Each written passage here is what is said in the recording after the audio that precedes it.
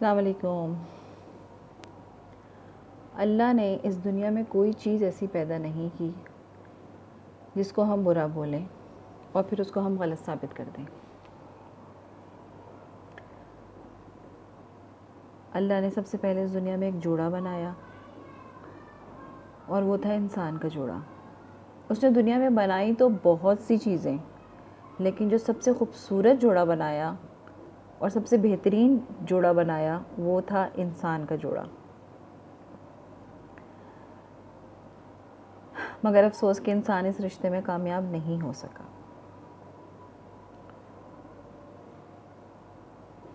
جیون ساتھی ایک وہ احساس ہے جو دنیا کا سب سے خوبصورت احساس ہے۔ پھر اس کے جڑنے کے بعد تمام رشتے بنتے ہیں، یعنی کہ پہلے جیون ساتھی، پھر اس کے بعد والدین، پھر اس کے بعد اولاد، پھر اس کے بعد دادا دادی پھپھا نانی چاچا ماموں، پھر سب کچھ بنتے ہیں۔ لیکن سب سے پہلے جو جوڑا بنتا ہے اور جو سب سے پہلے رشتہ جڑتا ہے وہ ہوتا ہے صرف میاں بیوی کا، ہسبینڈ اینڈ وائف۔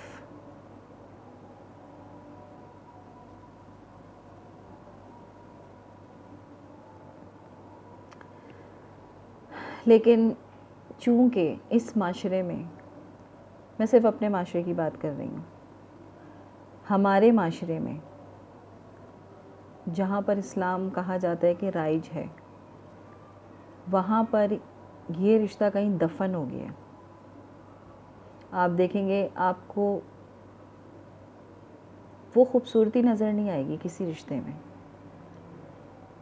جہاں لوگ شادی کے لیے اپنے جذبات کو قتل کر دیتے ہیں، صرف اس وجہ سے کہ ماں باپ کی عزت، دو خاندانوں کا ملاپ، فیملی سسٹم، دنیا والے کیا کہیں گے، وغیرہ وغیرہ۔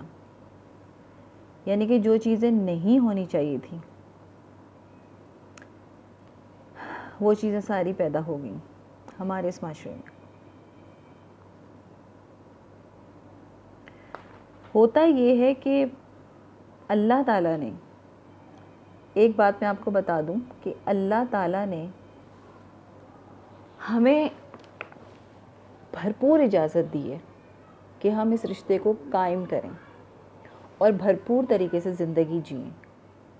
سمجھ رہے ہیں آپ؟ ہم اپنی جو بھی خواہشیں، جائز خواہشیں جائز طریقے سے پوری کریں، اس کے لیے ہمیں ایک جیون ساتھی کی تلاش ہوتی ہے۔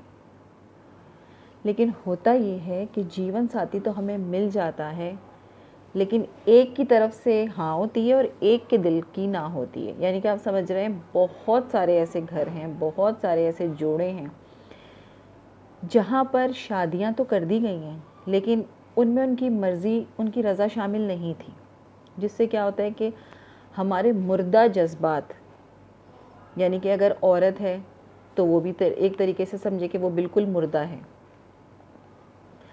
اور اگر مرد ہے تو مرد تو میں اس وجہ سے یہ بول سکتی ہوں کہ اس کے جذبات مردہ نہیں ہو سکتے، کیونکہ اس کو اللہ تعالیٰ نے زندگی گزارنے کے لیے کافی سہل راستے دیے ہیں۔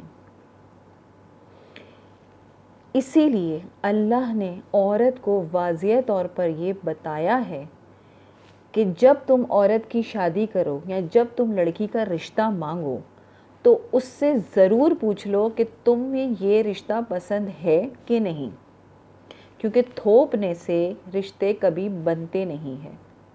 دل مردہ ہوں اور ساتھ زندہ لاش کی طرح رہتے ہوں تو اس طرح سے جو اولاد افزائش پاتی ہے اس میں وہ ساری چیزیں نہیں ہوتی جو ماں باپ کے اندر ایک پازیٹیوٹی پیدا کرتی ہے۔ پھر ہوتا یہ ہے کہ ایک دوسرے راستے کو چور دروازے سے اندر داخل کیا جاتا ہے۔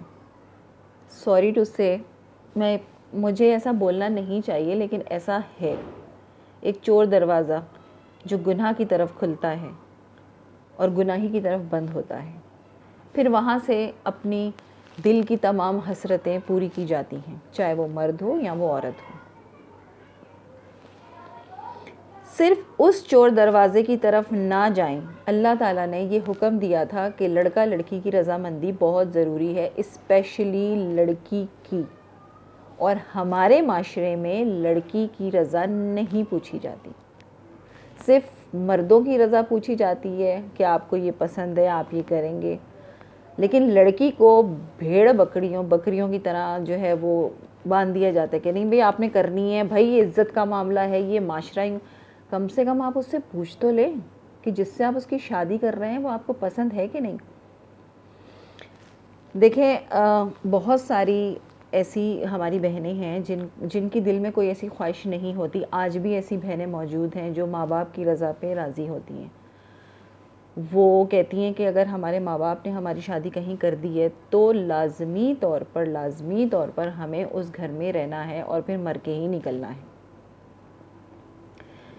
لیکن اگر آپ ان کی رضا پوچھیں کہ بھئی آپ کو یہ آدمی ہے آپ کے رشتے کے لیے آیا، آپ نے اس سے رشتہ کرنا ہے، یہ سب وجوہات ہے، یہ سب کچھ ہے، تو آپ کو یہاں پر منظور ہے. اور اگر وہ منع کر دیتی ہے تو اس کو ایسا لگتا ہے کہ پھر اس کے بعد اس کی زندگی ختم ہو جائے گی، کیونکہ یہی رشتہ آیا ہے، اس کے بعد اس کے لیے کوئی رشتہ نہیں آئے گا.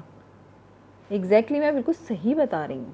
ہمارے معاشرے میں 65 لڑکیاں تو اس وجہ سے ہاں کر دیتی ہیں کہ ان کو پتہ ہوتا ہے کہ پھر ان کا اب رشتہ نہیں آئے گا.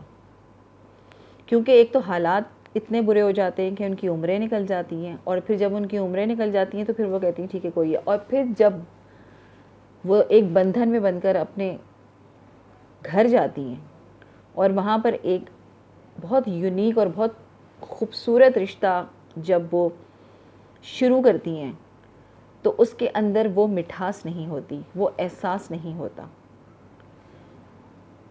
وہ خوبصورتی نہیں ہوتی جس کا اللہ نے ذکر کیا ہے.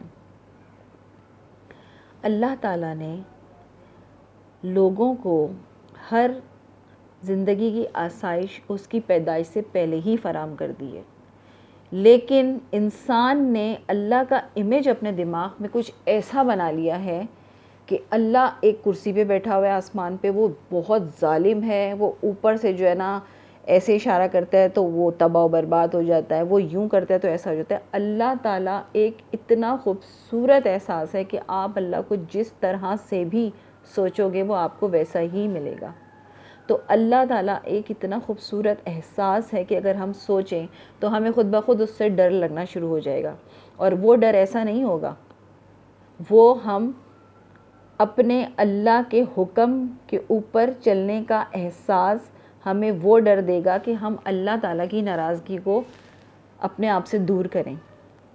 جب آپ کسی سے بہت پیار کرتے ہیں تو آپ اس کی ناراضگی کا سوچ کر بھی آپ کو خوف سا آنے لگتا ہے کہ نہیں یار میں یہ مجھ سے ناراض ہو جائے گا. تو